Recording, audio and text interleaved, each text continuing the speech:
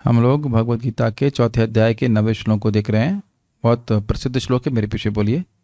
आप इसमें ये सीख रहे हैं कि भगवान के जन्म और कर्म के दिव्यता को समझने से लाभ क्या होगा। जन्म कर्म च मे दिव्यम एवं यो वेति तत्वतः। जन्म कर्म च मे दिव्यम एवं यो वेति तत्वतः। त्यक्त्वा देहं पुनर्जन्म नैति मामेति सोऽर्जुना। त्यक्त्वा देहं पुनर्जन्म नैति मामेति सोऽर्जुन। जन्म कर्म च मे दिव्यम एवं यो वेति तत्वतः। जन्म कर्म च मे दिव्यम एवं यो वेति तत्वतः। त्यक्त्वा देहं पुनर्जन्म नैति मामेति सोऽर्जुना। त्यक्त्वा देहं पुनर्जन्म नैति मामेति सोऽर्जुन। जन्म कर्म च मे दिव्यम एवं यो वेत्ति तत्वतः। जन्म कर्म च मे दिव्यम एवं यो वेति तत्वतः। त्यक्त्वा देहं पुनर्जन्म नैति मामेति सोऽर्जुना। त्यक्त्वा देहं पुनर्जन्म नैति मामेति सोऽर्जुन। ओके, जो व्यक्ति मेरे जन्म और कर्म की दिव्यता को जानता है, एवं यो वेत्ति तत्वतः, इस प्रकार जानता है। किस प्रकार कि भगवान के जन्म कर्म कैसे हैं? स्व इच्छाकृत हैं। अल दिव्यम अर्थात अलौकिक, अप्राकृत। शब्दों की व्याख्या मैं अब नहीं कर रहा हूं। वहां पे हम लोग कल ही तो किया था। कल नहीं क्लास करी थी? कल सुबह क्या किए थे हम लोग? कल ही तो पढ़ाया था इसको। हाँ ऐसा लग रहा है बहुत दिन हो गए। तो कल इसकी व्याख्या हो चुकी। तत्वतः मतलब समझता है कि भगवान दूसरों पे अनुग्रह करने के लिए, बद्ध जीवों पे अनुग्रह करने के लिए ऐसा करते हैं। तो ऐसा व्यक्ति त्यक्त्वा देहम, देह को त्याग करके, पुनर्जन्म न इति, वह दोबारा पुनर्जन्म को प्राप्त नहीं करता। फिर मैं ध्यान आकृष्ट करूंगा कि पुनः दोबारा जन्म नहीं प्राप्त करता है। इस पे बल देने के लिए बोल रहे हैं त्यक्त्वा देहम। त्यक्त्वा देहम को आप माम एति से मत नेसेसरली जोड़िए। मतलब ऐसा नहीं है कि देह त्याग करेगा तब भगवान को प्राप्त करेगा। श्रीपद रामानुचार्य जी ने बताया कि भगवान को प्राप्त करने में जो भी पाप प्रतिबंधक हैं, वह भगवान के बारे में जानने से नष्ट हो जाते हैं। भगवान को हम क्यों नहीं देख पा रहे हैं? क्योंकि अविद्या या वासना, भोग वासना रूपी अंधकार, अज्ञान हमारे इंद्रियों पे चढ़ा हुआ है।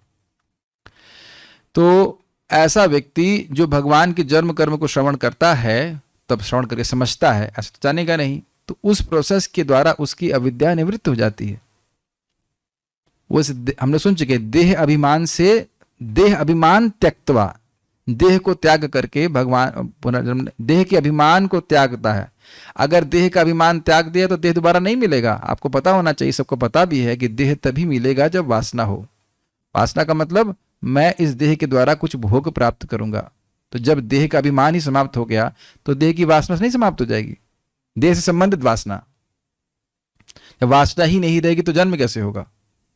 तो केवल जन्म नहीं होगा ये बात नहीं है, भगवान की प्राप्ति भी करेगा। और यह भी बताया गया था कि मामिति का अर्थ है भगवान इस समय जब वो शरीर छोड़ा, उस समय जहां जिस ब्रह्मांड में लीला कर रहे होंगे उसमें वह प्रवेश कर पाएगा, साक्षात लीला में प्रवेश कर पाएगा। उसके बाद वहां ट्रेनिंग प्राप्त करके गोलोक की प्राप्ति करेगा। देखिए, कठिनाई ये कि सब हम खाली सुनते हैं, ऐसा लगता है कि हाँ खाली सुनने के लिए है।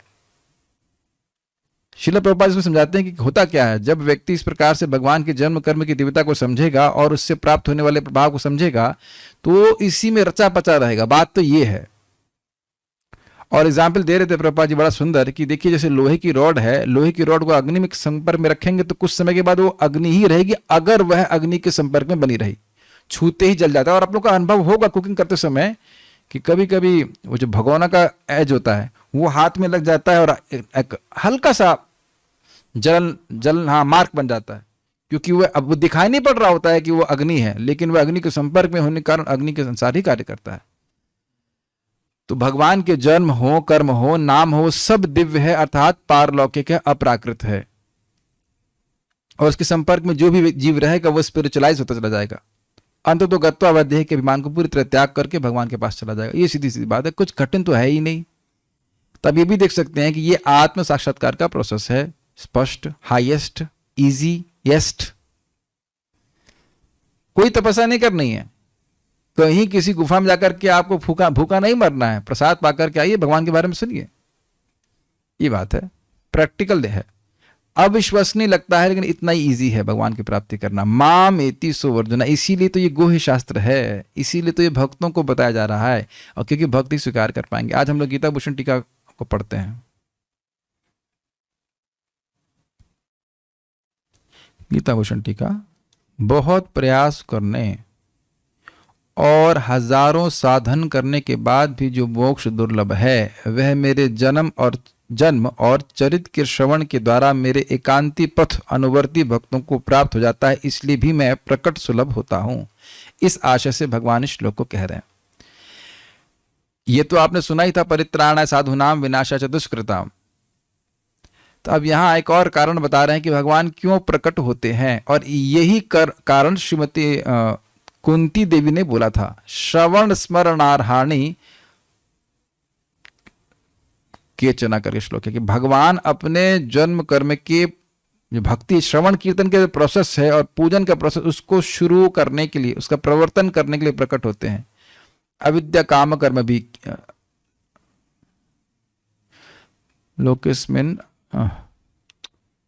अविद्या काम भवेस्मिन क्लिश्यमानानाम अविद्या काम कर्म भी श्रवण स्मरणार्हाणि कथंचिना। श्लोक इसी प्रकार से शुरू होता है, भवेस्मिन क्लिश्यमानानाम अविद्या काम कर्म भी। बहुत सुंदर श्लोक है, प्रथम स्कंद 35। हाँ, एक मिनट रखिएगा। भवेस्मिन क्लिश्यमानानाम अविद्या काम कर्म भी श्रवण स्मरणार्हाणि करिष्यन्निति केचन। भव अस्मिन, अस्मिन भव, इस भौतिक जगत में, क्लिश्यमानानाम, जो दुख प्राप्त कर रहे हैं बद्ध जीव, और क्यों दुख प्राप्त कर रहे हैं? अविद्या काम कर्म भी, अविद्या अज्ञान के कारण उनके हृदय में वासना जागृत हो रही है, उसके अनुसार वो भौतिक कर्म कर रहे हैं और दुख प्राप्त कर रहे हैं, उनको अपना सोल्यूशन नहीं मिल रहा है सुख प्राप्त करने का। तो कह रहे हैं इसलिए भगवान श्रवण स्मरणार्हाणि, अपने श्रवण के, अपने स्मरण के, और अर्हण अर्थात अपने पूजन के लिए, करिष्यन, वह भगवान अवतरित होते हैं ताकि इस प्रोसेस को शुरू किया जा सके। ऐसा कुछ लोग कहते हैं, और ये बहुत महत्वपूर्ण बात है, यही मुख्य कारण है भगवान के आने का इस जगत में। तो ये है प्रथम स्कंद के 8वें अध्याय का 35वां श्लोक। उसको हम लोग पढ़ा भी चुके हैं पहले भी। तो यही बात प्रभात पे अनुवाद में कह रहे हैं कि कुछ लोग कहते हैं ऐसा कि भगवान अवतरित होते हैं ताकि भक्ति के श्रवण, स्मरण और भगवान की पूजन की भक्ति को पुनर्जागृत कर दिया जाए, और उसके द्वारा जो बद्ध जीव जगत में दुख भोग रहे हैं वह इसका लाभ लेकर के मुक्ति लाभ कर सकें। तो मुक्ति कितना कठिन होता है, उसके लिए बहुत बहुत तपस्या करनी है, लेकिन अगर ये सूत्र ना पता हो तो तपस्या करनी है। आपने सुना था ना, क्या है, तपः आराध्यते यदि हरि तपसा ततः किम, नाराध्यते यदि हरि तपसा ततः किम। अगर कोई भगवान कृष्ण की आराधना कर रहा है, हरि की आराधना कर रहा है, तो तपस्या करने की क्या जरूरत है? और अगर उनकी आराधना नहीं कर रहा है तो तपस्या करने की क्या जरूरत है? तो बड़ा स्पष्ट है कि जो अब यहाँ क्लास में बैठना, और मैं भी बैठ के बोल रहा हूँ, आप लोग सुन रहे हैं, इसमें क्या तपस्या है? घंटा 2 घंटा बैठ के सुने तो उसमें कोई तपस्या तो है नहीं, कंपेयर टू व्हाट जो लोग अन्य तपस्या करते हैं। अगर ये भी तपस्या लग रहा है और ये भी नहीं हो रहा है तो फिर उसका कैसे उद्धार होगा? तो भगवान अपने जन्म और चरित आदि के श्रवण के द्वारा उनके जो एकांती भक्त हैं, अर्थात जो भक्ति का ही आश्रय लेते हैं, उनका उद्धार हो जाता है इससे, तो उनको प्राप्त हो जाए इसलिए सुलभ हो जाता हूं। सुलभ मतलब भगवान यहाँ पे आते हैं और लीला करते हैं। जब लीला करेंगे ही नहीं तो फिर लीला का संपादन, लीला का वर्णन करेगा कोई कैसे? तो इसलिए भगवान यहाँ पे आकर के अपने जन्म को प्रकाशित करते हैं, अपने चरित्र को प्रकाशित करते हैं, ताकि उसके श्रवण कीर्तन के प्रोसेस का, श्रवण कीर्तन की प्रक्रिया का प्रवर्तन हो सके। प्रवर्तन मतलब शुरुआत हो सके इसकी। मैं सर्वेश्वर हूं, भगवान श्री कृष्ण बोल रहे हैं, मेरी हर इच्छा सत्य होती है और मैं अपने शाश्वत पूर्ण रूपों में प्रकट होता हूं, जैसे नरसिंह और रघुनाथ इत्यादि। जिस प्रकार एक वैदुर मणि विभिन्न रंग प्रस्तुत करती है, ये बात समझाया जा चुका है पहले कि वैदुर मणि को अलग अलग एंगल से देखेंगे तो अलग अलग रंग प्रकाशित करेगी। इसी प्रकार से भगवान कृष्ण में सारे विष्णु तत्व समाहित हैं, और वो देश काल के अनुसार भगवान अपने विभिन्न विष्णु स्वरूपों को प्रस्तुत करते हैं। व्यक्ति को समझना चाहिए कि ऐसे भगवान के जन्म और चरित्र उस भक्त विशेष के संबंध में भूतकाल, वर्तमान काल और भविष्य काल में अप्राकृत और नित्य होते हैं। इसका क्या मतलब होता है, समझने का प्रयास कीजिए। हमारे लिए भगवान श्री कृष्ण 5000 साल पहले आए, भूतकाल में, ठीक है, दिव्य है कि नहीं ये बात? जो भक्त उस लीला में हैं अभी, उनके लिए दिव्य है कि नहीं है? और जो लोग अब भगवान श्री कृष्ण के पहले थे, एटलीस्ट पहले थे मतलब भगवान के आविर्भाव के पहले थे, तो वह भी जानते थे कि कृष्ण अवतरित होंगे, तो उनके लिए वो लीला दिव्य है कि नहीं?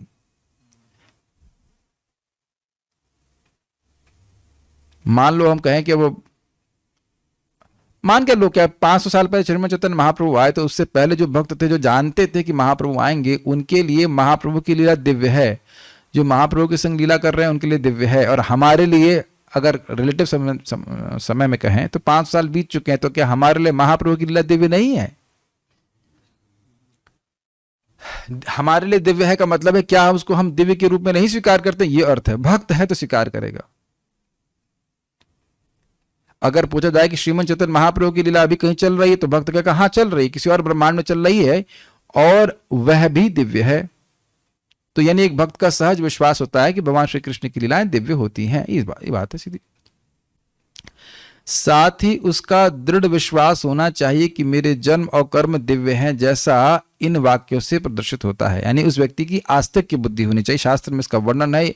अब अगर सोचिए भगवान श्री कृष्ण की गोपियों से लीलाएं अगर काम आसक्त पुरुष के द्वारा होती, तो ये क्यों सुखदेव गोस्वामी बोल रहे हैं, जो परमहंस चूड़ामणि हैं, जो जगत में पूरी तरह हर वस्तु से विरक्त हैं, वह पहली बात उसका वर्णन क्यों कर रहे हैं? और परीक्षित महाराज सुन क्यों रहे हैं? और अन्य ऋषि को सुन रहे हैं? क्या वो कामुक लोग हैं? कामुक नहीं है। और उसमें लिखा गया कि जो बड़ी श्रद्धा से गोपियों का लीला को सुनता है, उसके हृदय से जो काम रोग है, हृदय रोग है, वो समाप्त हो जाता है। तो उसका मतलब है कि वो दिव्य होगा। तो भक्तों की शास्त्र को और आचार्यों की बातों से सुन करके सहज विश्वास होता है। यद्यपि वो शुरुआत में समझ ना पाए इस बात को, लेकिन समझते हैं कि वो दिव्य है, अलौकिक है। यथा एको देव नित्य लीला अनुरक्तो भक्त व्यापी भक्त हृदय अंतरात्मा। एक्चुअली यथा शब्द को हाईलाइट नहीं करना चाहिए था। एको देव से शुरू हो रहा है श्लोक।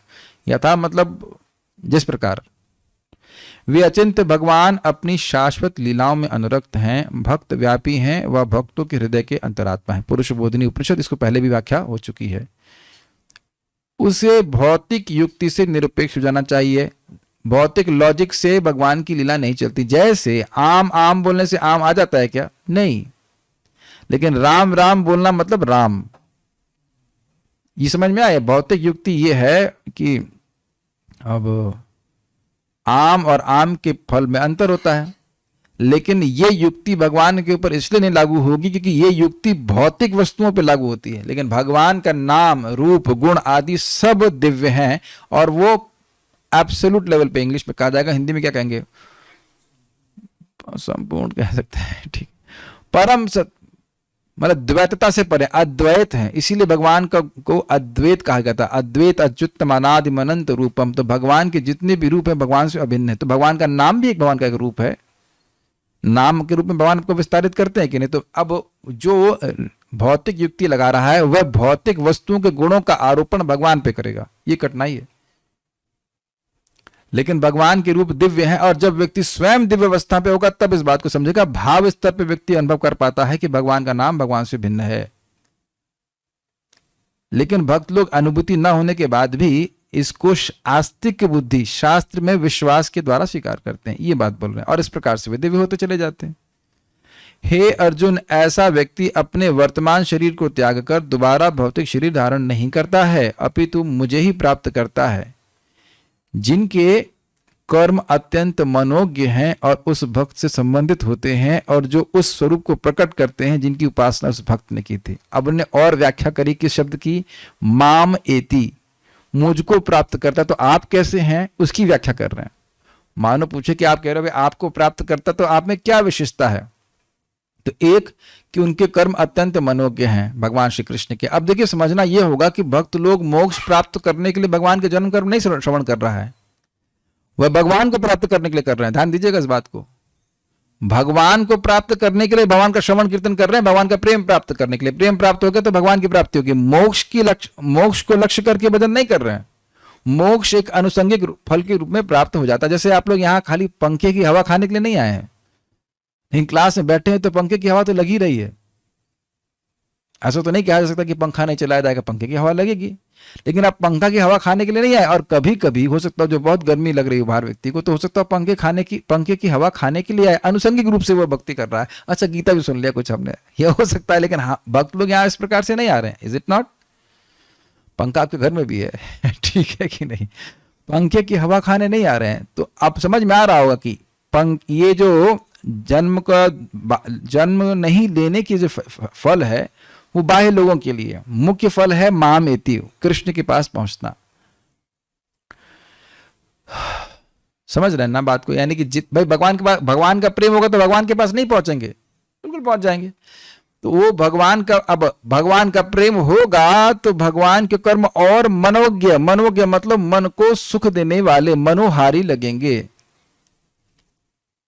तो अब मुझको प्राप्त करता है मतलब भगवान के कर्म की, जो जन्म की और कर्म और नाम इत्यादि जो कुछ भी उसकी जो मधुरता है उसका वो अनुभव करने लगता है। ये है भगवान को प्राप्त करना। भगवान सामने भी खड़े हों और भगवान की मधुरता का अनुभव नहीं हो तो भगवान की प्राप्ति नहीं हुई। भगवान की प्राप्ति का मतलब है कि अब जो हमारी विमुखता है भगवान कृष्ण से वह नष्ट हो गई। जैसे समझिए रसगुल्ला आपको दिया गया, हमको दिया गया, लेकिन अब जॉइंटिस ठीक नहीं है तो क्या मिला, रसगुल्ला या कड़वी वस्तु? कड़वी वस्तु मिली। लेकिन अगर बीमारी ठीक है तो हाँ अब रसगुल्ला मिला। तो भगवान श्री कृष्ण से जो वैमुख है वह नष्ट हो जाता है, भगवान के प्रति प्रेम जागृत हो जाता है। दूसरा बात, वह कर्म उस भक्त से संबंधित होते हैं। इसका अर्थ थोड़ा और हम जो समझ पा रहे हैं वो ये है कि देखिए भक्त विभिन्न प्रकार के रस वाले होते हैं और आगे जब प्रगति करता है भक्त तो उसको वो लीलाएं विशेष रूप से अच्छी लगती जिससे उसका भगवान से संबंध है। उन्हीं बातों पे बार बार स्मरण करेगा, विचार करेगा। ऐसे सभी लीलाओं पे विचार करेगा, लेकिन कुछ लीला जो उसके रस के अनुसार होंगी उस पर और अच्छी लगेंगी। जैसे माता यशोदा भगवान श्री कृष्ण की बाल लीलाओं का वर्णन कर रही थी, याद है ना, जो मंथन कर रही थी। और एक और बहुत सुंदर बात है, उस स्वरूप को प्रकट करते हैं जिनकी उपासना उस भक्त ने की थी। ये बहुत सुंदर है, माम एति, मुझको प्राप्त करता है। तो मुझको मतलब वो मुझको किस रूप में देखा है जीवन भर। जो लोग भगवान कृष्ण के रूप में आसक्त है तो ऐसा नहीं कि भगवान श्री राम को प्राप्त करेंगे, सारे रूप अभिन्न हैं, लेकिन जिस भक्त की आसक्ति जिस रूप में होती है उसको प्राप्ति करता है। कितना सुंदर अर्थ है, आप देख रहे हैं। आपने अगर टीका पढ़ी होगी तो शायद नहीं 10 पे मतलब पढ़ा होगा, अच्छी बात है। माम इति, मुझको प्राप्त करता है। तो सभी लोग कृष्ण को ही प्राप्त करते हैं? नहीं। अगर किसी की नरसिंह भगवान के प्रति आसक्ति है तो नरसिंह भगवान को प्राप्त करेगा, और वो सभी माम में ही जुड़ जाएंगे क्योंकि वो भगवान से अभिन्न है। अगर किसी कोई व्यक्ति वरादेव का भक्त है तो वरादेव की प्राप्ति करेगा। तो क्या भगवान को प्राप्त किया? हाँ, वो प्राप्त किया, क्योंकि भगवान वरादेव में और कृष्ण में भेद नहीं है सैद्धांतिक रूप से, लेकिन रस की दृष्टि से भेद है। ऐसा नहीं है कि भक्त लोग वरादेव का असम्मान करते हैं। भगवान वराह द्वादशी तो भक्त लोग भी स्वीकार करते हैं, ऑब्जर्व करते हैं, लेकिन अब भक्तों की जो कृष्ण के भक्त हैं उनकी आसक्ति भगवान कृष्ण के रूप में है। तो जीवन भर जो कृष्ण के रूप के प्रति इनने आसक्ति को, इंग्लिश में कहेंगे कल्टिवेट किया है, हिंदी में क्या कहेंगे इसको, अनुशीलन किया है, तो वो कृष्ण की ही प्राप्ति करेंगे, ये अर्थ है।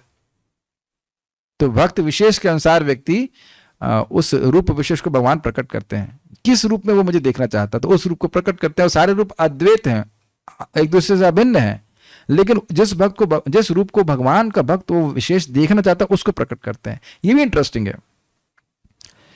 क्यों प्रकट करते हैं ऐसा? क्योंकि अब मृत्यु के समय वो रूप प्रकट करेंगे जो वाकई देखना चाहता है, तो उसका मन सहज, आप लोगों को आवाज आ रही होगी मेरे ख्याल से, ओके, तो उसका मन सहज रूप से भगवान के उस रूप में आविष्ट हो जाएगा। जिस रूप में आप सहज रूप से पहले से ही आ सकते हैं उसमें मन को लगाना कोई कठिन काम तो है नहीं। जिस रूप में आसक्त नहीं है उसमें लगाने में कठिनाई होगी ना। तो भगवान भी ऐसा रूप प्रस्तुत करते हैं जिसमें जीवन भर भक्त ने अनुशीलन किया है, ताकि उसको अपने मन को भगवान में लगाने में कठिनाई ना हो और भगवान की प्राप्ति करने में कठिनाई नहीं हो। बहुत सारी बातें यहाँ पे आगे पढ़ते हैं। इस प्रकार भक्त मुक्त हो जाता है। तत्व तो वेत्ति का अर्थ यह भी है कि जो भगवान के जन्म और कर्म को ब्रह्म से अभिन्न मानता है। तत्वतः का इस प्रकार का अर्थ इसलिए है क्योंकि श्रुतियों में ब्रह्म का वर्णन वाक्यों से होता है। इन वाक्यों से होता है कि तत्त्वमसि, आप ही वह ब्रह्म है। यह ज्ञान कि कृष्ण ही वह ब्रह्म है मुक्ति प्राप्त कराता है। ये समझ में आया आप लोगों को बात? तत्वतः मतलब भगवान श्री कृष्ण की लीलाएं सत्य हैं, वह माया की विकार नहीं है। जैसा कि मायावादी लोग बोलते हैं कि भगवान का नाम रूप गुण आदि सब माया का विकार है, जो निर्विशेष ब्रह्म पे सत्वगुण का विकार होता है उसके द्वारा भगवान की प्राकट्य होता है। ये सब बातें गलत हैं। तत्वतः मतलब सत्य में जानता है कि कृष्ण की सभी लीलाएं ब्रह्म है, ब्रह्म स्वरूप है, मतलब दिव्य स्वरूप है, पारलौकिक है, प्रकृति के पार है। ये बात काफी इंटरेस्टिंग है कि जो व्यक्ति ये जानता है कि कृष्ण ही वह ब्रह्म है, ये केवल स्वीकार करने मात्र से वह मुक्त हो जाता है। तो आप लोग महसूस कर रहे होंगे या समझ पा रहे होंगे या नहीं भी समझ पा रहे होंगे कि इसमें स्वीकार करने में क्या कठिनाई है। लेकिन कठिनाई है श्रद्धा। लोगों को भक्तों का संगति प्राप्त होती नहीं है, इसलिए तत्त्वमसि का अर्थ क्या बोलेंगे? तुम वही हो, तत्व वो, त्वमसि तुम वो हो। मतलब अब वो हो करते यहाँ पे ले जा रहा है कि ये भी ठीक है, जीव ब्रह्म है, जीव भी ब्रह्म है, लेकिन जीव पर ब्रह्म नहीं है। तो वो मायावादी लोग बार बार यही बातें बोलते रहते हैं कि तुम वही हो। वही हो का मतलब सोचने लगता है व्यक्ति कि मैं वही भगवान हूं, और वहां पे वो फंस जाता है। जब मैं भगवान हूं तो भगवान और मुझ में तो कोई भेद हुआ नहीं, तो भगवान का मैं आदर क्यों करूंगा? बराबर हो गए ना हम तो। और यही बात बोली जाती है, त्वयि अस्त भावाद अविशुद्ध बुद्धय। अब ये फ्लक्चुएटिंग हो रहा है, एनीवेज व्हाटएवर।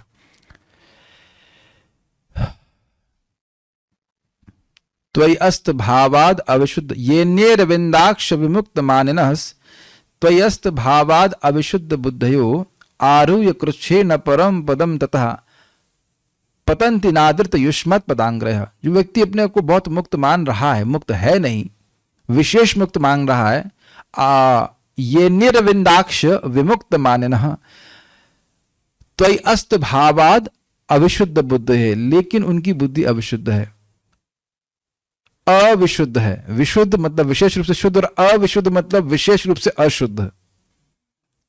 क्यों? क्योंकि अरविंदाक्ष भगवान श्री कृष्ण के प्रति उनका कोई सम्मान की भावना नहीं है। ये निरविंदाक्ष विमुक्त माननस त्वयि अस्त भावात, उनका भाव भगवान कृष्ण के प्रति अस्त हो गया है। और समझ गए ये क्या भ्रम, कृष्ण ब्रह्म नहीं, ये सब हमारा भ्रम है, ये ब्रह्म नहीं है, ये तो माया का विकार है, ऐसा वो बात नहीं बोलते हैं। त्वयस्त भावाद अविशुद्ध बुद्धयो आरूह्य कृच्छे न परम पदम तथा, यद्यपि वे बहुत तपस्या करके परम पद की प्राप्ति भी करते हैं, पतंति नादृत युष्मत् पदांग्रह, आपके चरण कमलों का अनादर करने से फिर वापस गिर जाते हैं। तो इसलिए भगवान के भक्त के बिना कोई व्यक्ति कितना भी तपस्या करेगा मुक्त नहीं हो सकता है। स्पष्ट समझ में आ गया? लेकिन भक्त इस बात को सहज रूप से स्वीकार कर लेते हैं। सहज ये है नहीं, लेकिन भक्तों के लिए सहज है कि कृष्ण परब्रह्म है, भगवान है।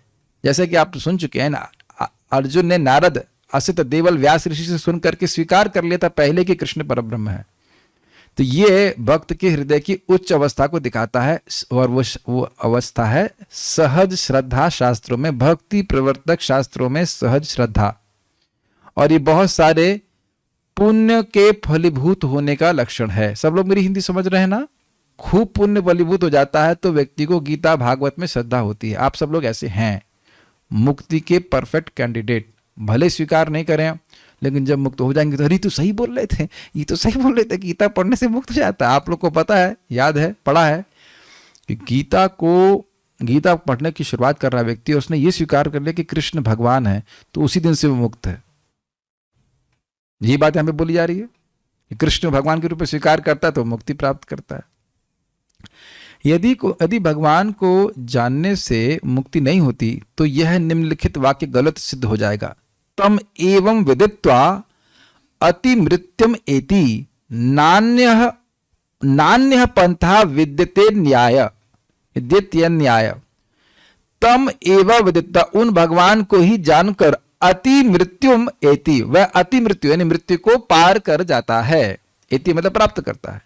ना अन्य पंथा विद्यते, और कोई पथ नहीं है। भगवान को जानकर ही मृत्यु को जीता जा सकता है, इसके अतिरिक्त कोई पथ नहीं है। ये श्वेताश्वतर उपनिषद 3.8 से। अब कठिनाई ये है कि श्वेताश्वतर उपनिषद में ये नहीं बताएंगे कि तम का मतलब क्या है। तो आप सोचेगा तम का मतलब निर्विशेष ब्रह्म, लेकिन तम का अर्थ भगवान है। भगवान के जन्म कर्म को दिव्य समझने वाला व्यक्ति मृत्यु को जीत सकता है। अब सोचिए कितना महत्वपूर्ण ज्ञान है। अब उसको कठिनाई ये है कि व्यक्ति बहुत ध्यान से सुनते नहीं है तो फिर समझ में भी नहीं आती बातें, लेकिन जिसको समझना है, उसको मोक्ष वाकई चाहिए अपना, तो वैसे प्रयास करेगा। बाकी श्लोक को भी इसी प्रकार समझना चाहिए। भगवान के जन्म और कर्मों की दिव्यता के संबंध में श्लोक क्रमांक 6 में युक्ति विस्तार में प्रस्तुत की जा चुकी है और उनको वहां से समझा जा सकता है। क्या युक्ति दी जा चुकी है? अजोपि सन् अव्ययात्मा भूतानाम ईश्वरोपि सन् प्रकृतिम स्वाम अधिष्ठाया संभवा में आत्म माया। ये भगवान ने श्लोक क्रमांक 6 में बताया था। फिर से देख लीजिए इसको। अजोपि सन्, यद्यपि मैं अजन्मा हूं। तो अजन्मा तो जीव भी होता है। युक्ति कैसे क्या दी गई थी इसकी व्याख्या कर रहा हूं मैं। अजन्मा तो जीव भी होता है। आपका विशेष तो कहते हैं अव्यय आत्मा, लेकिन उसका जीव का देह परिवर्तन होने लगता है, लेकिन मैं अव्यय आत्मा वाला हूं, भगवान श्री कृष्ण बोल रहे हैं। तो युक्ति चल रही कि नहीं चल रही? यहां पे युक्ति दिख रही है, लॉजिक चल रहा है कि नहीं? अच्छा, लेकिन कुछ योगी तो होते हैं ना जो कि मुक्त होते हैं, वो दोबारा जन्म नहीं लेते, तो कहते हैं लेकिन वो भूतानाम ईश्वर नहीं होते हैं, जीवों के ईश्वर नहीं होते हैं, भूतानाम ईश्वरोपि सन्।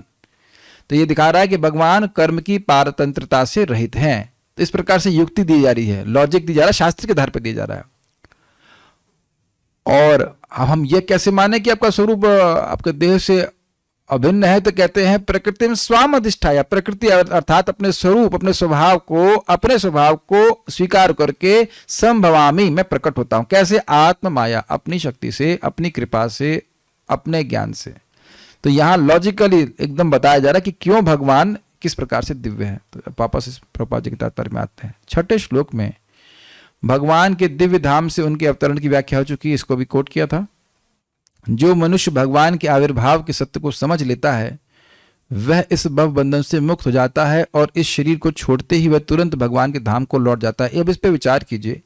आपको ये बात बहुत सिंपल लग रही होगी, लेकिन अब आप इसे मेरठ के भक्त हैं तो अब आप लोग माइक लेके चले जाइए रिकॉर्ड करने के लिए कि कितने लोग जानते हैं मेरठ में कि कृष्ण के जन्म और कर्म दिव्य हैं।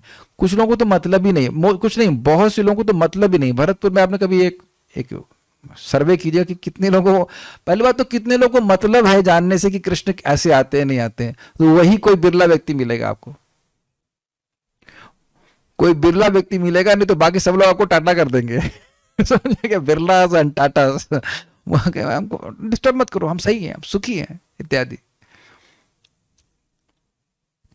तो इसलिए जिन लोगों के पास ये ज्ञान पहुंच रहा है और जिस ज्ञान को स्वीकार कर रहे हैं, वो वाकई उन लोगों को चुन लिया गया कि इनको अब जेल से रिहा करना है। चलो अच्छे लोग हैं, इनको जेल से रिहा करना है, इनका चरित्र इस जेल में ठीक रहा है, आचरण ठीक रहा है, तो अब इनको गीता का ज्ञान देख करके मुक्त कर दिया जाए। ये बात भक्त समझते नहीं है कि हम लोग कितने भाग्यवान हैं। ये आप लोग देख रहे होंगे कि जब अच्छा लगे, कभी नहीं लगता है, कभी लगता है, लेकिन जब के प्रभाव से भगवत गीता समझ में आने लगी है। और समझ में आने का मतलब है कि उसमें टेस्ट मिल रहा है, ये कैच कर रहे हैं। कोई विषय बोला जा रहा हो और आपको समझ ही नहीं आ रहा हो तो उसमें क्या आस्वादन करेंगे? मैं फिर से रिपीट कर रहा हूं, कोई भी विषय, मैं गीता की बात नहीं कर रहा हूं, कोई भी विषय, जैसे हमारे जस्ट बाहर एक डेंटिस्ट का सेक्शन लगा हुआ, उसमें कुछ भाषा में लिखा है इप्सेन लोमसंग, पता नहीं कुछ तो लिखा हुआ है। उसको एक दो बार आपने पढ़ा भी होगा बैठे करके, तो हम सामने बैठ जाते हैं, वेटिंग रूम में कभी बैठते तो कुछ समझ में नहीं आता क्या लिखा हुआ है। तो उसको आप ये नहीं कह सकते मुझे कुछ रस मिल रहा है ना? आपको या मुझको किसी वार्ता में रस मिल रहा है, इसका प्रमाण क्या है? आपको अच्छी लग रही है, वो समझ में आएगा तब तो अच्छा लगेगा, बिना समझे अच्छा लगेगा। ऐसा भी होता है गीता भागवत की बात की बिना समझे भी अच्छी लगती है, लेकिन एक नेक्स्ट लेवल यह है कि समझ आता है तो और अच्छा लगता है ना।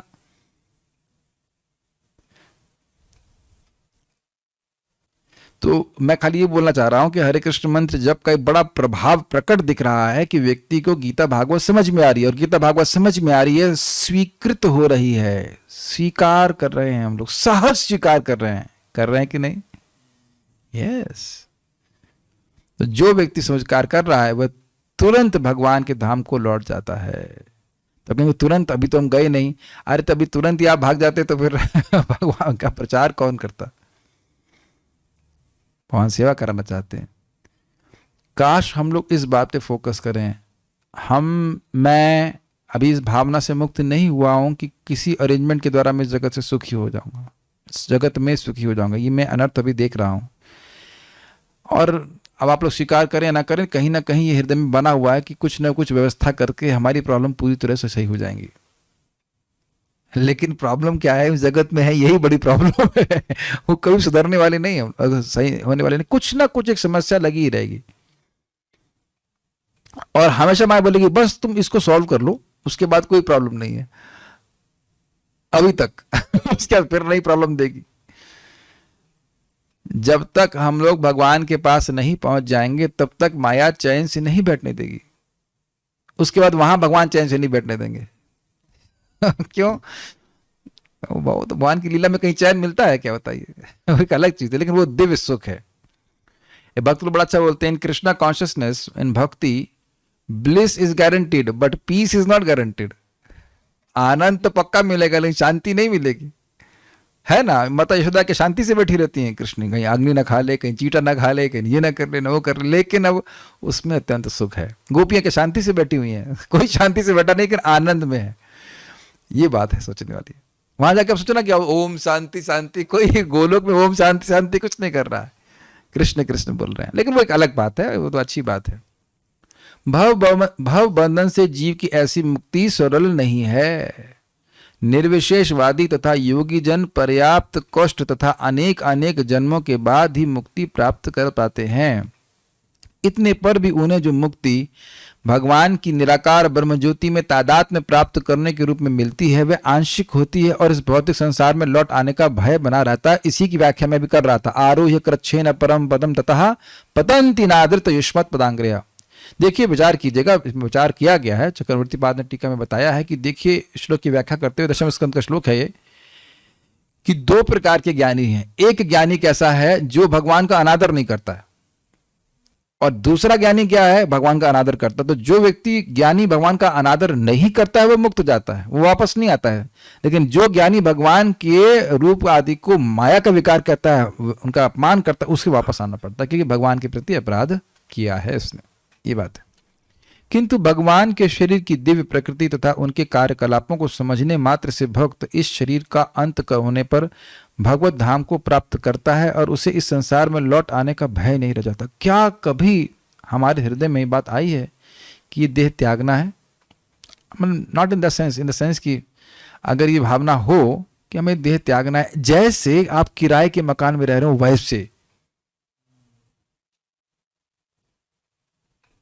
जैसे भी जहां मैं रह रहा हूं ऐसे प्लानिंग है कि 27 अप्रैल को मैं चेंज करूंगा, तो जानबूझ के उसमें ज्यादा एनर्जी नहीं लगा रहा हूं, ताला भी लगा के आते हैं, लेकिन पता है कि क्या तारीख है, 12 तारीख है और 27 माइनस 12 15 दिन, 15 दिन, हाँ 15 दिन बाद खाली करके कहीं और जाके शिफ्ट करेंगे। यहाँ सही नहीं लग रहा है, ठीक नहीं है ऐसे।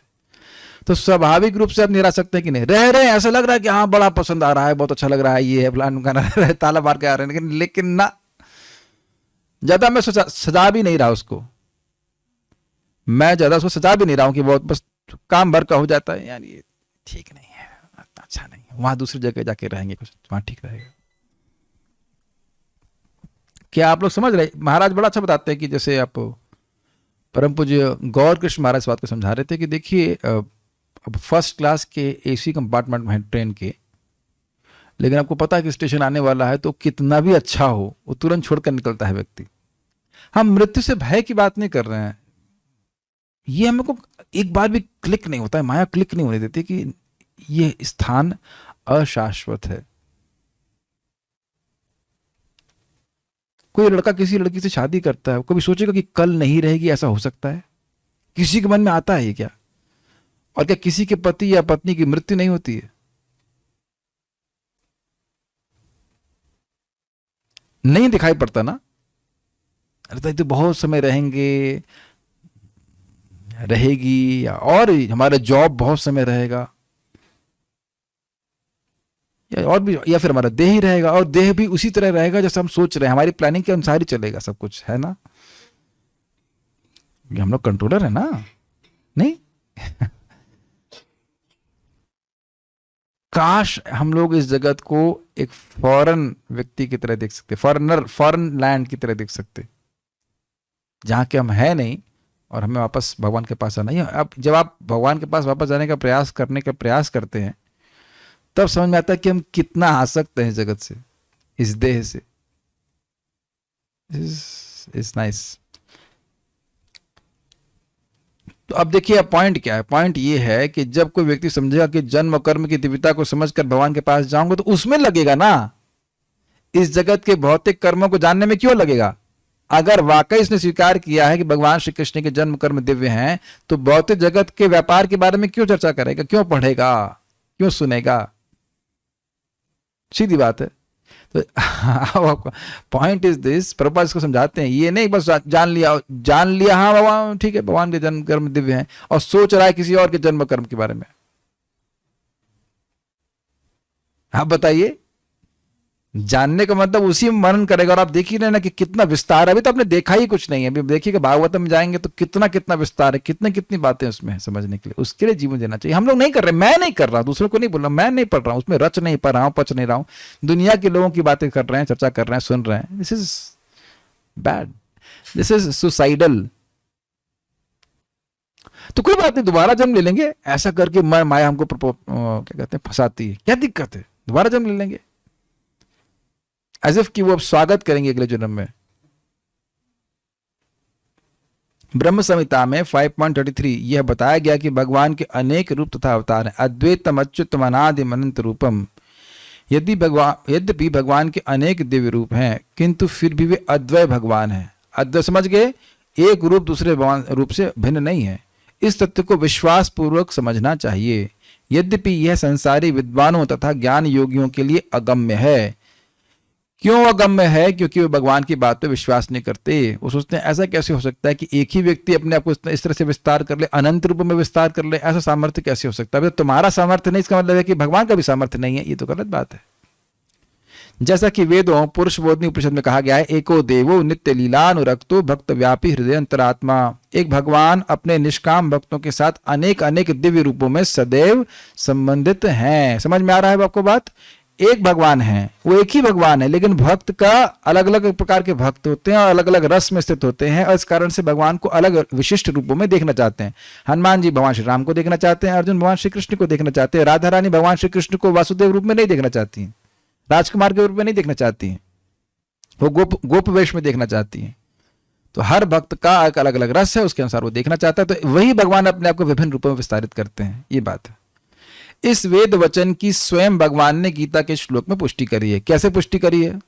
जन्म कर्म च में दिव्यम। ये सब दिव्य बातें हैं, अलौकिक हैं। इस जगत का व्यक्ति ऐसा नहीं कर सकता, लेकिन भगवान ऐसा करते हैं, इसकी पुष्टि कर रहे हैं। जो इस सत्य को वेद तथा भगवान के प्रमाण के आधार पर स्वीकार करता है और शुष्क चिंतन में समय नहीं गवाता, वह मुक्ति की चरम सिद्धि प्राप्त करता है। छोटी मोटी मुक्ति नहीं है, हाईएस्ट मुक्ति, यानी उस मुक्ति के बाद अब और कोई मुक्ति नहीं बची, ये बोल रहे हैं। मुक्ति की चरम सिद्धि केवल ये नहीं कि निर्विशेष ब्रह्म में चला जाएगा, अपितु भगवान के चरण कमल की प्राप्ति करेगा। बार बार शायद भक्तों के हृदय में आ रहा होगा, इतना आसान है, इतना आसान है, इतना आसान है। यही तो भक्ति की विशेषता है कि उद्यम बहुत थोड़ा है और लाभ अनंत है, इसलिए तो स्वीकार नहीं कर पाते हैं लोग। और इस जगत में बहुत बड़ा परिश्रम होता है, लाभ होता है छोटा सा, क्या कहते हैं, खोदा पहाड़ निकली चुईया, उसमें खूब विश्वास होता है लोगों का, है कि नहीं? हम लोग ने जो भी भौतिक अभी तक उद्यम किए, उद्यम मतलब परिश्रम, प्रयास किए हैं, उसका रिजल्ट अब देखिए, लिमिटेड तो है ही, और वह भी बहुत थोड़ा सा, और उसमें भी कितनी सारी परेशानियां, होगा नहीं होगा, मिलेगा कि नहीं मिलेगा, और उसमें खूब परिश्रम कर रहा है व्यक्ति। लेकिन यहां थोड़ा सा परिश्रम करके असीमित लाभ मिल जाता है, तो उधर व्यक्ति परिश्रम करना ही नहीं चाहता है, करना ही नहीं चाहता है। अगर इसी गीता के श्लोक को पढ़ करके व्यक्ति को 50,000 रुपए की नौकरी मिल रही होती, तब लोग लठ बजा देते हैं, हमको सीखना है, हमको सीखना है, हमें सिखाइए, हमें सिखाइए।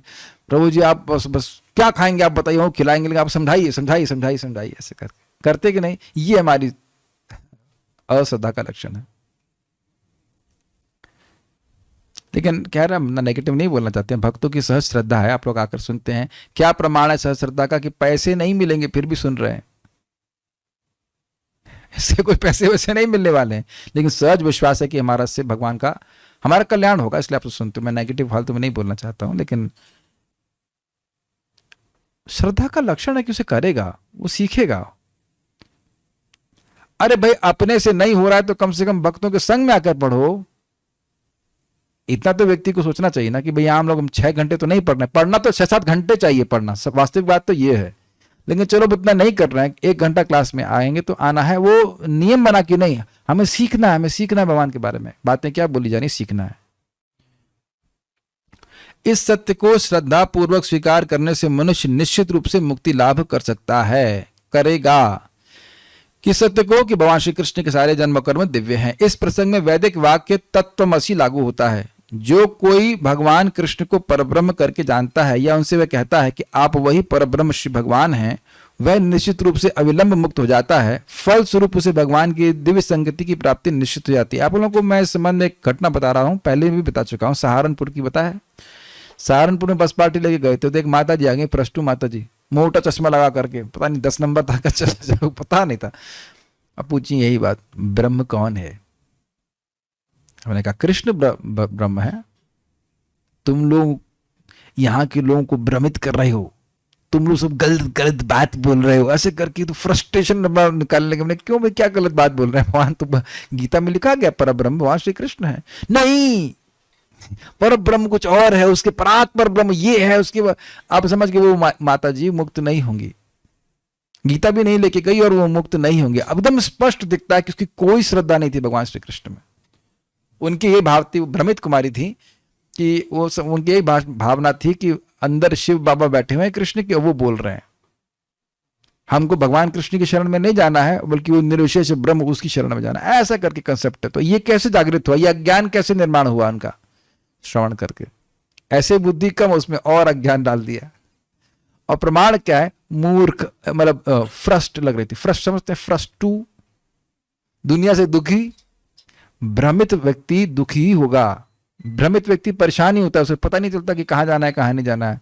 और भगवान को पता है इसको दोबारा गर्भ के माँ के गर्भ में जाना है, भगवान को पता रहता है। भगवान का अपमान करने वाला व्यक्ति कभी मोक्ष प्राप्त नहीं कर सकता है।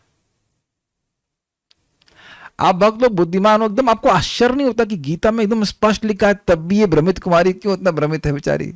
Is it not? कौन सा चश्मा लेके पढ़ते हैं कि नहीं दिख रहा है इनको? पर ब्रह्म परम धामम पवित्रम परमम भवान, आप पर ब्रह्म है, आप परम धाम है।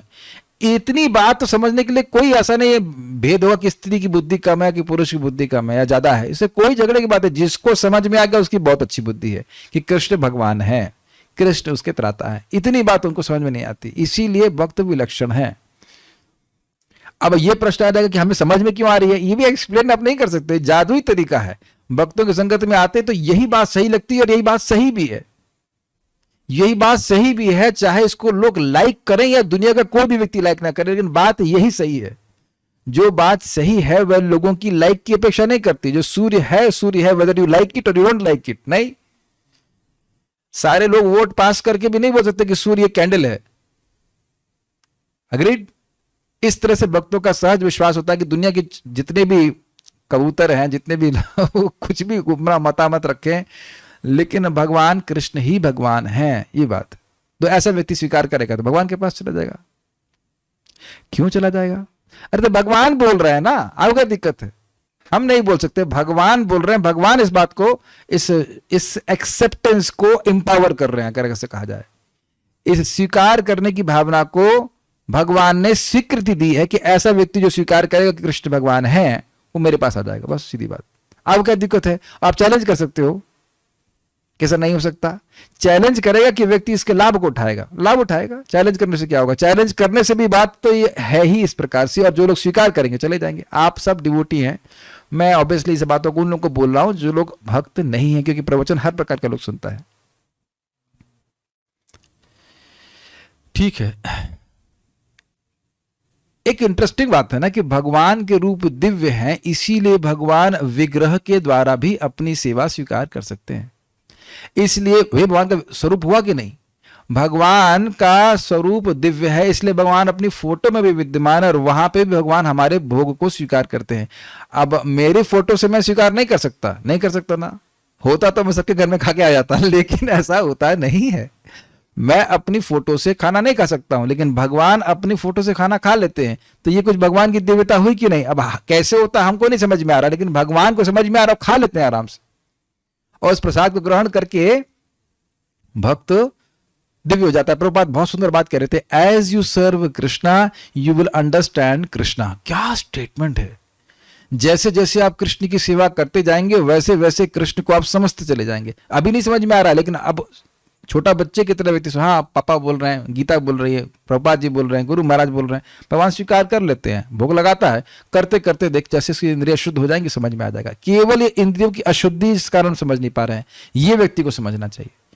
इतना भी समझना चाहिए कि मैं देह नहीं हूं, ये एकदम स्पष्ट देखिए, डायरेक्ट समझ में आ रहा है कि मैं देह नहीं हूं, लेकिन अशुद्ध चित्त के कारण मैं समझ नहीं पा रहा हूं। Is it not? तो शास्त्र, गीता, भागवत बिल्कुल सही है। भगवान के सामने भोग रखता हूं तो भगवान स्वीकार करते, खाते हैं, खुश होते हैं। Is it all okay? ये भी तो स्वीकार करना हुआ ना कि भगवान का रूप दिव्य है। अब बताइए, नहीं तो भौतिक रूप में फोटो को भोग लगाने का तो कोई मतलब नहीं हुआ ना।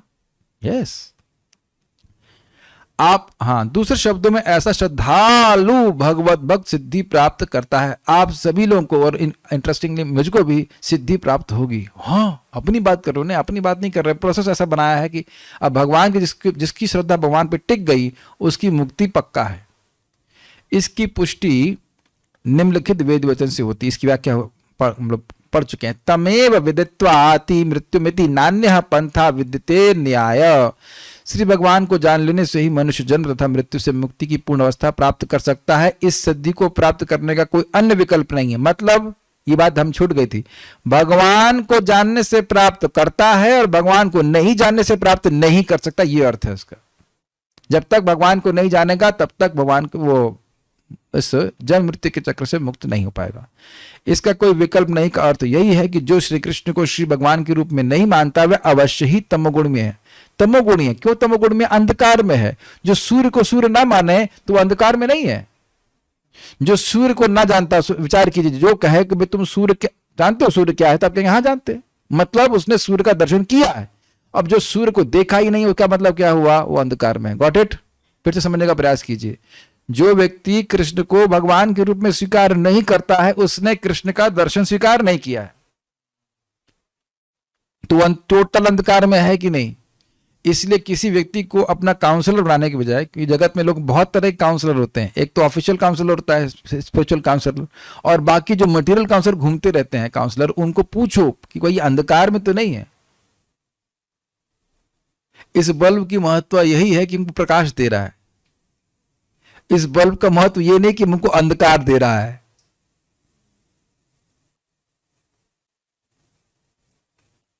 What do you think? गुरु, जिसको भी हम गुरु मान रहे हैं, श्रेष्ठ मान रहे हैं, उसका महत्व यह नहीं कि वो हमको अंधकार दे।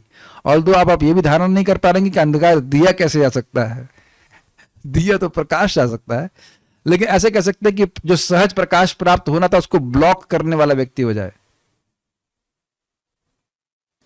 अब तो कुछ क्लियर हो रहा है, सहज प्रकाश गीता से प्राप्त हो रहा है, लेकिन ऐसे बहुत से लोग आपको मिलेंगे, गीता क्या पढ़ रहे हो, तो किसी इंसान ने लिखी है ये। तो ब्लॉक करने वाले बहुत से लोग मिलेंगे।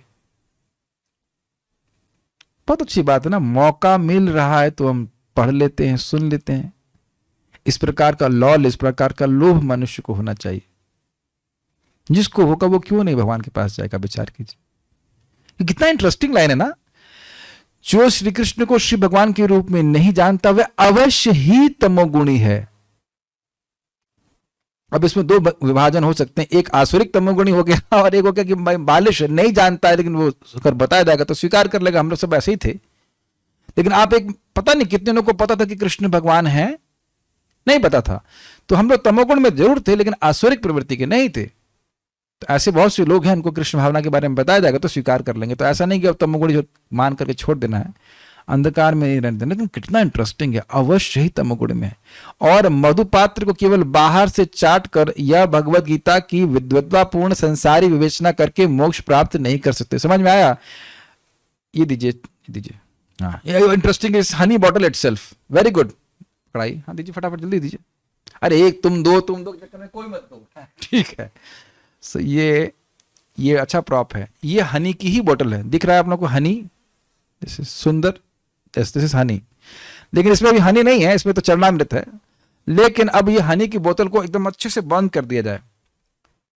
अब मैं ऐसे चाटना चालू करूं उसको, तो चाटते चाटते मेरी जीभ जरूर घिस जाएगी, लेकिन हनी का माधुर्य मुझे नहीं प्रकट होगा। तो ये ढक्कन, इसीलिए प्रभुपाद जी गीता की शुरुआत में ढक्कन खुलवा देते हैं। क्या है ढक्कन? वैसे ढक्कन एक इंसान को भी कहा जाता है। ए ढक्कन मतलब बुद्धू व्यक्ति समझो कि कृष्ण भगवान है। प्रभुपाद क्या कहते हैं? At least one should theoretically accept that Krishna is God. सैद्धांतिक रूप में स्वीकार करे कृष्ण भगवान है, तब ढक्कन खुलेगा, तब वह आस्वादन कर सकता है। और नहीं तो दोष देखेगा भगवान की बात में, उसका तमोगुण नाश होगा ही नहीं। भगवान अंधकार में ही रखेंगे उस व्यक्ति को। तो कितने भी व्याख्या करते, अगर ये बात गड़बड़ है कि कृष्ण भगवान है, अगर वो नहीं स्वीकार करेगा तो सब गड़बड़। जैसे आपने कभी जोड़ घटाया किया होगा मैथमेटिक्स का, वो शुरुआत है ना, ये आलू 5 रुपए, भिंडी 3 रुपए, ऐसे करके बहुत सारी लिस्ट बनी है, और शुरुआत में ही गड़बड़ कर दीजिए तो कभी सम सही नहीं निकलेगा ना, ये बात है। तो उसी प्रकार से शुरुआत में ही गलत कर दे, कोई व्यक्ति 1 ही ना सीखे तो 2 सीख पाएगा ना। तो अगर कृष्णा 1 को नहीं सीखा तो बाकी सारी थ्योरी गलत हो जाएंगी उसकी। अग्रीड? तो यही बात प्रभुपाद जी कह रहे हैं। ऐसे शुष्क दार्शनिक, शुष्क का मतलब क्या है? शुष्क किस चिड़िया कहते हैं? शुष्क का अर्थ है जिसका आधार भगवान का शास्त्र, भगवत शास्त्र नहीं है, वेद नहीं है, उसको कहते हैं शुष्क। उसमें दम नहीं, उसमें रस नहीं है।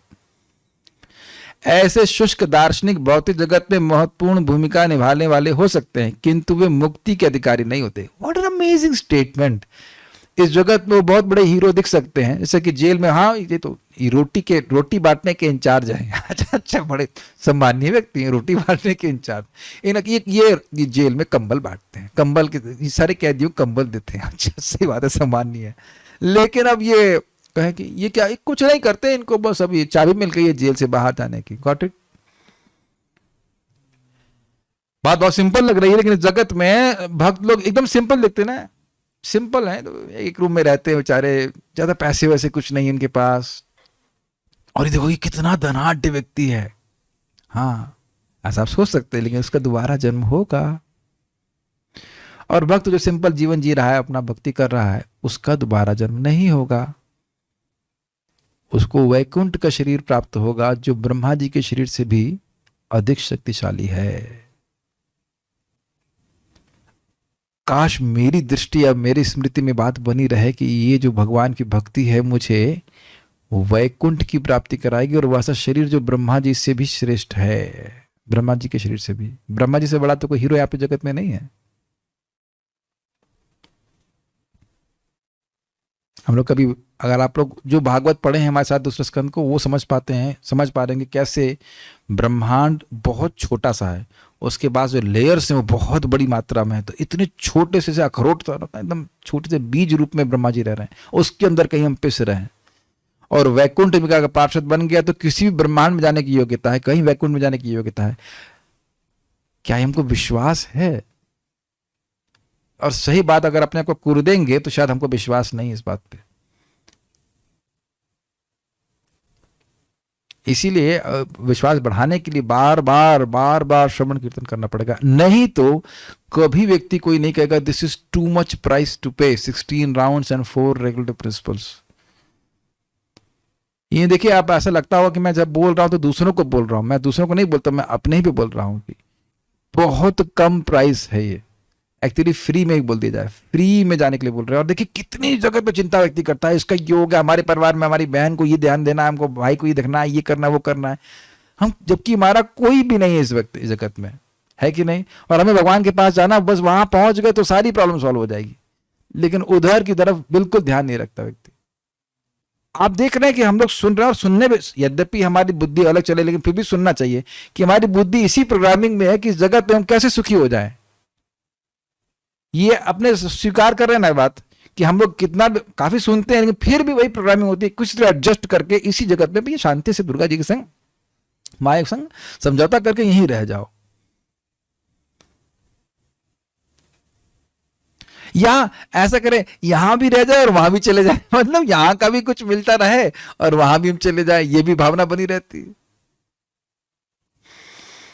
तो कुछ लोग अपना सर ऐसे भी नहीं कर रहे, ऐसे भी नहीं कर रहे, एकदम सीधे कर ले, कौन सी पार्टी में को पता नहीं, लेकिन आप देखिए है कि नहीं। एक्चुअली इस क्लास में ना जो बातें हैं वो थोड़ी क्लियरली बोल दी जाती है, शायद कभी कभी खराब लगे लेकिन बात सत्य है। इस जगत में भी हम एडजस्ट करना चाहते हैं, मतलब दो नावों में पांव रख रहे हैं, एक नाव जा रही है ईस्ट में, एक जा रही है वेस्ट में, अब फंसे में इधर जाऊं कि उधर जाऊं कि इधर जाऊं कि उधर जाऊं। यही भक्ति में जब शुरुआत में व्यक्ति आता है तो ऐसी स्थिति रहती है।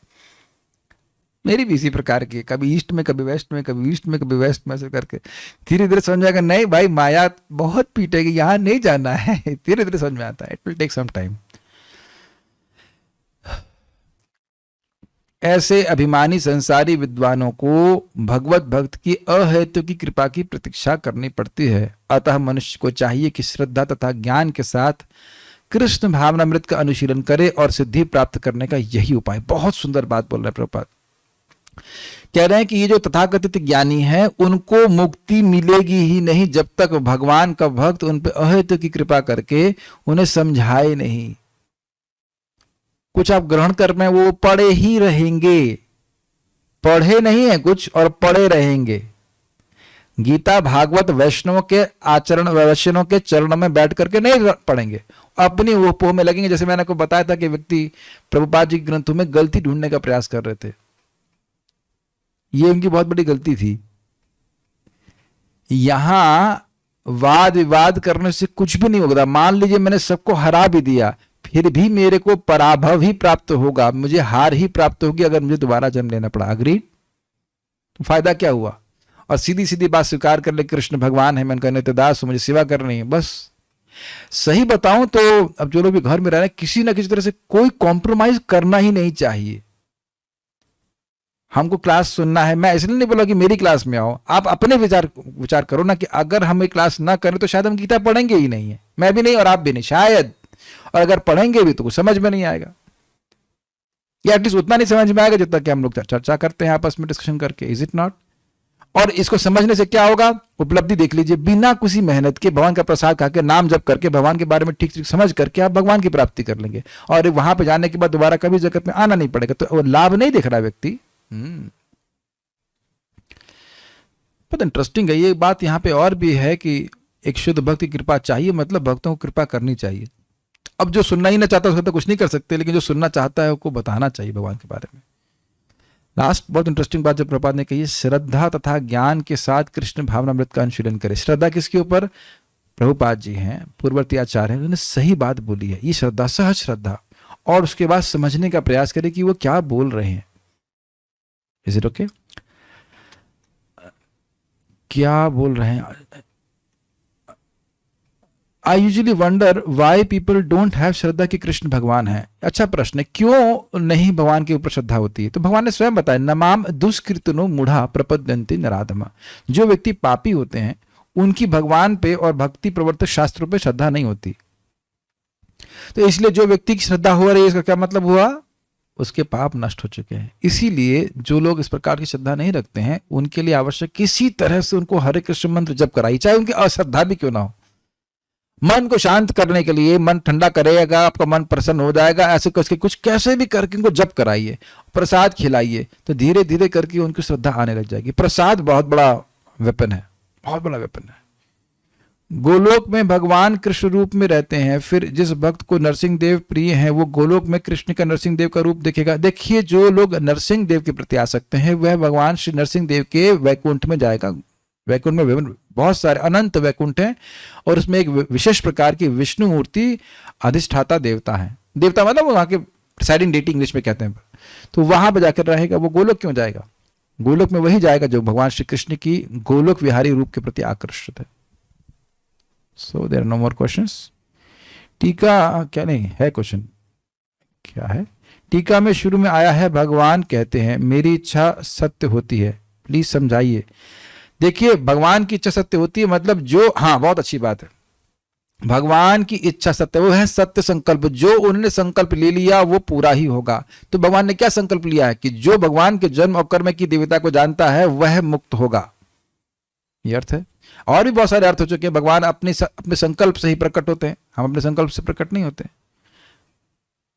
और कोई प्रश्न यहाँ पे नहीं किया? एक क्वेश्चन है, प्रभु इंडिया में ज्यादातर लोग जो भगवान को मानते हैं वो तो भगवान के बर्थ को दिव्य मानते ही हैं। जो लोग पूजा करते हैं वो तो मानते हैं कि भगवान दिव्य हैं, शायद भगवान के कर्म में थोड़ा डाउट करते हैं, तो सब लोग भगवान के धाम चले जाएंगे। ये आपने एक जनरलाइजेशन दे दिया है, लेकिन ऐसा है नहीं कि लोग जो भी कृष्ण की पूजा कर रहा है वो जानता है कि कृष्ण के जन्म और कर्म दिव्य हैं। वो जानता ही नहीं है। बल्कि अब मैं, ये लोग तो वो लोग वीडियो बनाए हैं ना, कृष्णा करके सीरियल बनाया गया था पहले, उसमें मैंने एक छोटी सी क्लिप देखी, तो उसमें दिखाते हैं कि लाइट प्रकट हो रही है, लाइट से लाइट प्रवेश कर रही है माता देवी के गर्भ में, फिर वो कृष्ण के रूप में प्रकट हो रहा है, ऐसे करके बोल रहे हैं। तो बात वही आ गई ना कि लाइट से भगवान आए हैं।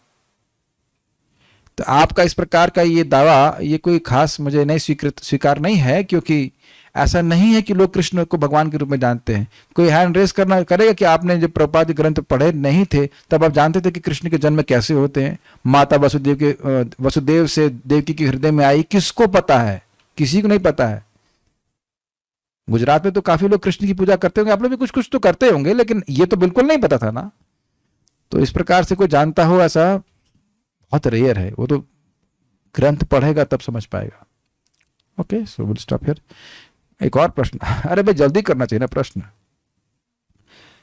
भगवान के जन्म और कर्म की दिव्यता को अच्छे से समझने के लिए मैं क्या करूं? What should I read? Dainik Jagran, Amar Ujala. अरे भाई ये तो बहुत ही बुद्धू प्रश्न किया। अरे भाई गीता पढ़िए, आप नहीं समझ रहे हैं। भगवान अपनी शक्ति से, अपनी कृपा से, अपने ज्ञान से आते हैं, तो इसका मतलब भगवान शाश्वत हैं, अजय हैं। ये तो आपने गीता से सुना ना, तो गीता को पढ़िए, श्रीमद् भागवतम को पढ़िए। पहले गीता बढ़िया से पढ़ लीजिए, उसके बाद भागवतम को पढ़िए। आप ये देखेंगे कि गीता का ज्ञान अगर ठीक से हो गया है तो भागवतम समझने में कठिनाई बिल्कुल नहीं होगी। ये देखिएगा। और आप जब देखिए, मैं भागवत पढ़ाता हूं तो कई बार मैं रेफर करूंगा, देखिए गीता में वो पढ़ा था, गीता में वो पढ़ा था। इस बार आप रगड़ के गीता अच्छे से रगड़ के मतलब अच्छे से आगे पीछे लेफ्ट राइट सब पढ़ लेंगे, तो आप देखेंगे भागवतम के तत्वों को समझने में, सिद्धांत समझने में इजी रहेगा कि वही सिद्धांत अलग थे ना होगा। मूलतः सारे सिद्धांत यहाँ प्रकट कर देंगे, भागवतम भी समझने में बहुत सुविधा होगी। ये मैं अब एक रहस्य समझ रहा हूं। मैंने श्रीमद् भागवतम पूरी नहीं पढ़ी। हाँ, ये मैं रिवील करना चाहता हूँ एक बात, मैंने श्रीमद् भागवतम पढ़ी नहीं है। आप लोगों को विश्वास नहीं होगा, लेकिन मैंने पूरी नहीं पढ़ी है, और ऊपर से ही पढ़ी, जरा को ध्यान से नहीं पढ़ा। लेकिन जब मैं पढ़ता हूं टीकाएं तो क्यों समझ में आती है? समझ में आ रहा है क्यों? क्योंकि गीता ठीक से पढ़ी है। गीता एक बार पूरा पढ़ा दिया हूं तो अब भगवान की वो बुद्धि मज जाती है इसमें। पहले पूरा पढ़ा चुका हूं और फिर पढ़ रहा हूं, तो गीता ठीक से पढ़ी हुई है, तो भागवतम के जो कंसेप्ट आएंगे तुरंत समझ में आने लग जाते हैं। तो गीता नहीं पढ़े रहेंगे तो फिर कठिनाई होगी भागवतम समझने में। ये चीज होती है। ये आप जगत में भी देखते हैं कि जो रिक्वायर्ड कोर्स होता है उसको पढ़ लेते हैं, तो जो नई बात पढ़ते हैं वो समझ में आ जाती है आसानी। आप समझ रहे हैं ना बात को? मैथमेटिक्स में 1+1 आपने मज लिया अच्छे से, तो अब अगले वाला जो अगला क्लास में आप पढ़ा जाता है तो आपको समझ में आता है वो सिस्टम सेटअप से किया गया। इसीलिए गीता पहले अच्छे से पढ़िए, फिर भागवतम समझ में आएगा। मैं देखा था जब भागवतम पढ़ा रहा था, जो लोग गीता नहीं पढ़े थे उनको बहुत कठिनाई होती थी, कहीं कहीं फंस जाते थे। ये क्या बोल रहे हैं, ऐसा क्या है, वैसा क्या है। जो यही नहीं समझ पाया कि आत्मा और देह में अंतर क्या है, तो फिर कैसे समझ पाएगा बताइए आगे की बातें। It really works very nicely. तो यहाँ मेहनत कीजिए, फायदा होगा आपको। कुछ पूछना चाहते हैं, माइक दीजिए। प्रभु जी, गीता भूषण टीका में काफी बार मुक्ति के बारे में उद्धृत किया गया, और प्रभुपाद जी का तात्पर्य में मुक्ति का चरम सिद्धि। हाँ, तो इसका थोड़ा मुक्ति की चरम सिद्धि देखिए, मुक्ति होती है 5 प्रकार की। एक होती है कि इसमें निर्विशेष ब्रह्म में लीन हो जाना, तो वो मुक्ति तो भगवान के भक्त चाहते नहीं। और फिर 4 प्रकार की, वैकुंठ की मुक्ति, सायुज्य, सामीप्य, सार्ष्टी और सालोक्य। तो भगवान के वैकुंठ धाम में जाना ही भक्तों के लिए परम सिद्धि है, ये बात बोल रहे हैं। तो मुक्ति की चरम सिद्धि मतलब भगवान के पास रहेगा, भगवान के संग लीला में प्रवेश कर जाएगा। वो निर्विशेष ब्रह्म की ज्योति में जो है, जो मुक्ति, उसके बारे में नहीं बोल रहे हैं। Okay, so will stop now.